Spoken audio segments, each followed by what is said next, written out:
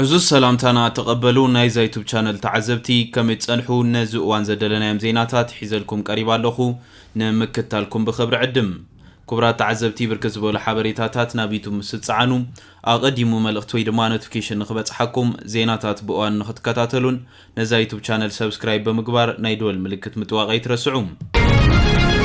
بانك لمعات افريكا قطبا وعبيت ارترا كبزبل زبالو حادش استراتيجي علاو غيروم بانك لمعات افريكا عمل هاجر مسرة لمعات نمحيال قطبا وعدلات المسفاحن رجوع خنتات نمفتارن زخل جزياو استراتيجي وتن ICSP كاب كتش عيسى حمشن كساب كتش عيسى شوعتن كم زحنت تقليت لهم ارترا مسبده تات تحت افراينت كلين ماوت اتتان وحسنت مسرة لمعاتن نوس بحتاو صلاتن انا قطمت مغلول قطبا وعبيت تمزقب كم زلا زقلت بانك لمعات افريكا اب سلسته قند ميداتات مالت ساعات ماي صريتن كمون قطبا وفاينانساون محدرام نزهب حجز كم زسفح حبيرم امداي ساعات تبانكي مس ارترا بمتحببار زتا امامن برت عواغان اغلغلوت حيل الكتريك نمسفحم ابتتكا ساعات اتوكيرو كم زعي امر بحبريتو زوص حبريتا يردم اغربو ساعات اندحرت محيشوم حدا نجر نمفراي زغبر وصايتات كم زقنسون اندستري حرشا كم زحيلن كمون نسرا بيتات ناشتو تكالاتن حدش عدلات كفترلوم تثبيت كم زغبرن يغلط بانك لمعات افريكا قلولاو صعات ايرتران مقلال اب كتشعسان سلستن نا 50 مليون دولار مولا كغبر مس منغست نايت هاجر سممع قتيمونيريم ات گنزب اب كباب كتما دق امحار نزتكل ناي 30 ميجا وات صحاو ممنچو صعات نممع بال كوعل مخانون تحبيريم ات بانكي ايرترا بت زي اخول زي سروع كبرون بكالن قرب صعاتم كتساق مصنحي زغلصم بريزيدنت إسحاق أفوركي مس منغستوان معخن زينا أبزك يا قال محتتون نتي كاب 120 ميجا وات زي حلف زبول عقمي ناب 660 كبن مبال مدب كم زلو تزاريبو نيريوم أبز وانزي هاجر إرترا بسنكي دروت نايم من جو عقمي بخبيدنا إلكتريك قلولاويات حلف زلا كبل دمام اتبانكي أمو داتا نايز حلف عمت قليص نيريوم علامة نايت بروجكت تتحدش منطقات ساعات بمعبال نتغعبي زلوان كابز تفلالي منطقات زركبن قلب إلكتريكسيتي نمبركات يبل بزعباتي مولا زقلت سند نايت بانكي امو داتا قلتشن 20 كلتن زتوساسب سرعات مربب انتجريتد جريد سيستم اتهاجر ناي 151 ميجا وات عقمي كم زنبرون زبزح كابتي بنفطا زسرح رسناو منጭ زركب مخانونيو اتصبصاب زتقسم كابز دما اساساسن 5 ميجا وات ترايو ناغلغلت سوعل دما يبل اتزركب عقمي زمن جوا ماشينات جينيراترات بارغانن سنت نابيتون بقصالي عدوعل كم زخوناون يزغلصم كم صعبينو دما مستمربب زترخبو تطقمتي كيترفو اغلغلوت كرخبو كمزي قالون ابتا هاجر زولو زرغح الكتريك تحت كوينوم نا 52 ميتاويت نا حزبي يشفن مهلاو اتي اباغورا افريكا نزغبر لمعتاو مدبات زمول بانكي يغلصم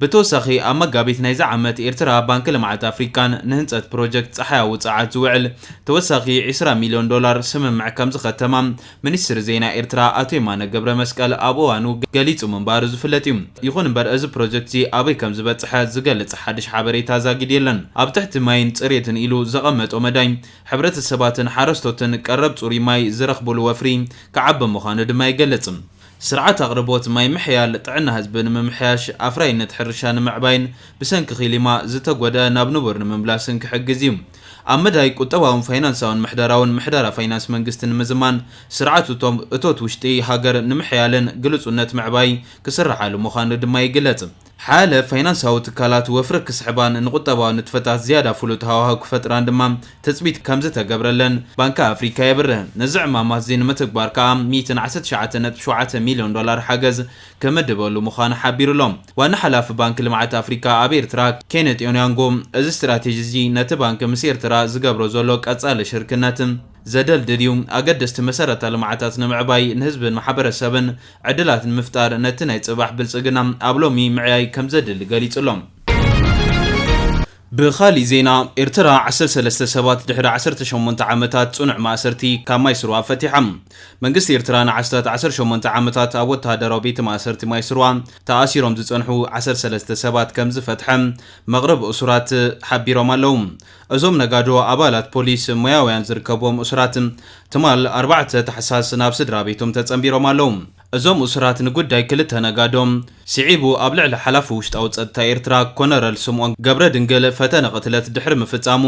ካብ ጥቅምቲ 2007 ኣትሒዞም ኣብ ቤት ማእሰርቲ ዝጸንሑ ምዃኖም ሓደ ስሙ ክጥቀስ ዘይደለየ ንሓየላ ዓመታት ኣብ ማይ ስሩዋ ተኣሲሩ ዝነበረ ሓቢሩሎም ምስቲ ጉዳይ ብዝተተሓዘ ልዕሊ 30 ሰባት ዝግመቱ ተኣሲሮም ምንባሮም ከም ሃለቃ በርሀ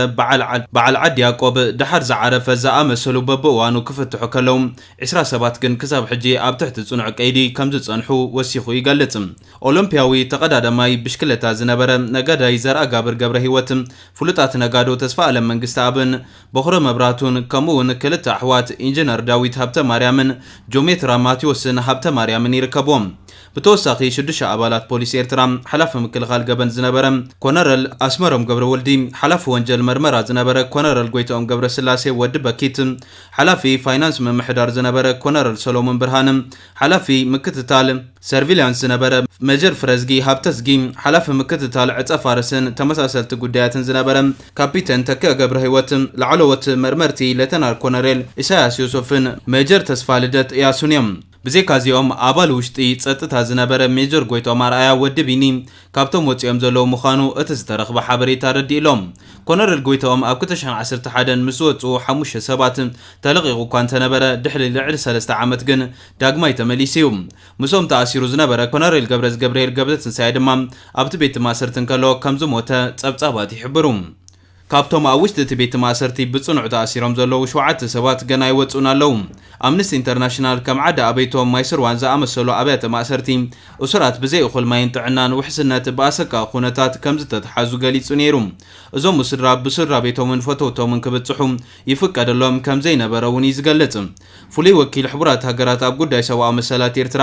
ብ16 ሰነ ኣብ ጀነባ ኣብ ዘቕረቦ ጸብጻባት ኩነታት ኤርትራ ከም ዘይተመሓየሸ የብርሂ ነይሩ። መሐመድ ዓብዱልሰላም ባበከር ንቤት ምክሪ ሰብኣዊ መሰላት ሕቡራት ኣብ ዘቕረቦ ዓመታዊ ጸብጻብ ተቃውሞኦም ዝገልጹ ሰባት ምስዋር ገደብ ኣልቦ ሃገራዊ ኣገልግሎትን ዘይሕጋዊ ማእሰርትን ይቕጽል ከም ዘሎ ይጠቒሱ ነይሩ። እቲ ኣብ ውሽጢ ኤርትራ ዝፍጸማሎ ዝበሎ ምግሃዝ መሰላት ካብ ደባት እቲ ሃገር ሰጊሩ ናብ ዲያስፖራ ከም ዝበጽሐ እውን ክሕብር ጸኒሑ። እቲ ሃገር እትፍጽሞ ስግረ ደባዊ ጸቕጢ ክሳብ ኪንዮ ዶባታ ዘሎ ዲያስፖራ ዝዝርጋሕ ኢሉ ምግላጹ እውን ይዝከር። ኤርትራ ነብዚ ኣብ ሰብኣዊ መሰላት ኣተኪሩ መርመራ ዘካይድ ወድብ ሕቡራት ሃገራት ካብ ነዊሕ እዋናት ሒዛ ክትቃወሞ ጸኒሓ እያ። እዞም ዝተፈትሑ 13 እሱራት ኣብቲ ቤት ማእሰርቲ ኣብ ዝጸንሕሉ 18 ዓመታት ዋላ ሓደ መዓልቲ ናብ ቤት ፍርዲ ቀሪቦም ከም ዘይፈልጡ እዩ ድማ ተገሊጹ ዘሎ።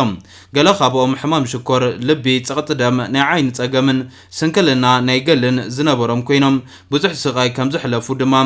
ኣብ ኤሮፓ ዝርከብ መተኣስርቶም ነበር ሓቢሩ ይርከባሎም። ብ1998 ኩናት ኢትዮ ኤርትራ ድሕሪ ምውልዑ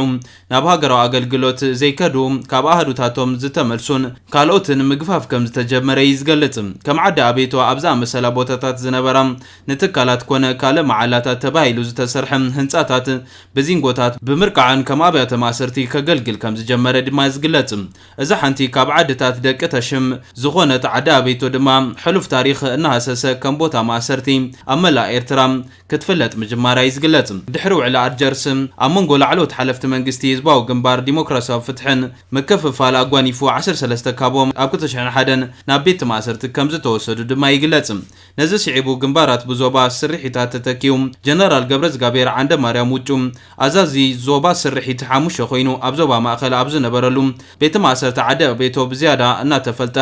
ከም ዝመጸ ይዝግለጽ። ሓደ ካብ ቀዳሞት ዋርድያታት ማይ ስሩዋ ዝነበሩ ኣብ ዝሃብዎ ሓበሬታ ማይ ስሩዋ ኣብ መፋርቕ 1999 ከም ዝጀመረ ይገልጹ። ኣዛዚ ዞባ ስርሒት ክልተ ዝነበረ ጀነራል ፊሊጶስ ወልደ ዮሃንስ ካብ ባሮንቱ ናብ ኣስመራ ምስ ተቐየረ እቶም ኣብያተ ማእሰርቲ ዝያዳ ከም ዝሰፍሑን ከም ዝኸረሩን ድማ ወሲኹ ይገልጽ። እዚ ኣዛዚ ድሕሪ ሓለቓ ስታፍ ሓይታት ምክልኻል ኤርትራ ዋላ እኳ እንተኾነ እዞም ኣብያተ ማእሰርቲ ገና ኣብ ትሕቲኡ ከም ዝርከቡ ሓደ ምንጭታት ይጠቕሱ። እቲ 76 ብጽኑዕ ኮንክሪት ዝተሰርሐ ሸላታት ዘለዎ ወታደራዊ ቤት ማእሰርቲ ማይ ስሩዋ ኣብ ዝቐረበ ዓመት 5 ዓበይቲ ሸላታት ከም ዝተወሰኾን ልዕሊ 20 ዝኸውን ኮንቴነራት ከም ዘለውን እቲ ሓበሬታ ወሲኹ ይረድም። ብዛዕባ ዞም ትማል ዝተፈትሑ ግን መንግስቲ ኤርትራ ዘውፅኦም ዕላዋ ሓበሬታ የለን። ብሪጣንያ ኖርዌይን ንመራኸብ ኩናት ሩስያ ንምህዳን ወተሃደራዊ ኺዳን ክገብራ ተሰማሚዐን። እቲ ቀዳማይ ሚኒስትር ብሪጣንያ ታሪኻዊ ክብል ዝገለጹ ስምምዕ ነቲ ኣብ ከርሲ ባሕሪ ሰሜን ኣትላንቲክ ዘሎ ገመዳት መራኸቢታት ካብ ተጸብኦታት ውስጠ ማያውያን ሳብማሪን ሩስያ ንምክልኻል ዝዓለመ እዩ። ቀዳማይ ሚኒስትር ኖርዌይ ጆናስ ስቶር ኣብ ብሪጣንያ ምብጻዕ ኣብ ዘካየደሉ ዘሎ እዋን እቲ ስምምዕ ተፈሪሙ ዘሎ እዚ ከምዚ ኢሉ እንከሎ እስራኤል ስምምዕ ምቁራት ተጻብኦታት ብምጥሓስ ኣብ ጋዛ ብዝፈጸመቶ ሓድሽ መጥቃዕቲ ብውሕዱ 5 ክልተ ቆልዑ ዝርከብዎም ፊሊስጤማውያን ከም ዝተቐትሉ ሰሙያ ጥዕና ሓቢሮም እቲ ኣብ ከባቢ ማዓስከር ስደተኛታት ካን ዩኒስ ዝተኻየደ ደብዳብ ነፈርቲ ግብረ መልሲ ናይቲ ኣብ ልዕሊ ወተሃደራት ዝተፈጸመ መጥቃዕቲ ምዃኑ ድማ እስራኤል ትገልጽ ኣላ እዚ ከምዚ ኢሉ እንከሎ ፕሬዝደንት ሩስያ ኣብ ህንዲ ምብጻሕ የካይዳሉ እውን ኣብ ርእሰ ከተማ ደልሂ ዝኣተወ ቭላድሚር ፑቲን ምስ ቀዳማይ ሚኒስትር ናሬንድራ ሞዲ ብምርኻብ ንግዳዊ ስምምዓት ክፍርም ትጽቢት ይግበረሉ ህንዲ ካብ ሩስያ ነዳዲ ከይትዕድግ ኣሜሪካ ጽቕጥቕ ትገብር ምጽናሕ ዝፍለጥ ኮይኑ ሞስኮን ደልሂን ግን ካብ ነዊሕ ዝጸንሐ ታሪኻዊ ዝምድና ዘለወን ሃገራት ኮይነን መራሕተን እውን ጥቡቕ ርክብ ከም ዘለዎም ይዝነገር እምበር ክቡራት ተዓዘብቲ ነዚ እዋን ዘደለናይ ሓበሬታታት ዘየመስሉ ነይሮም ብኻሊእ ዜና እስካዕ ንራኸብ ሰላም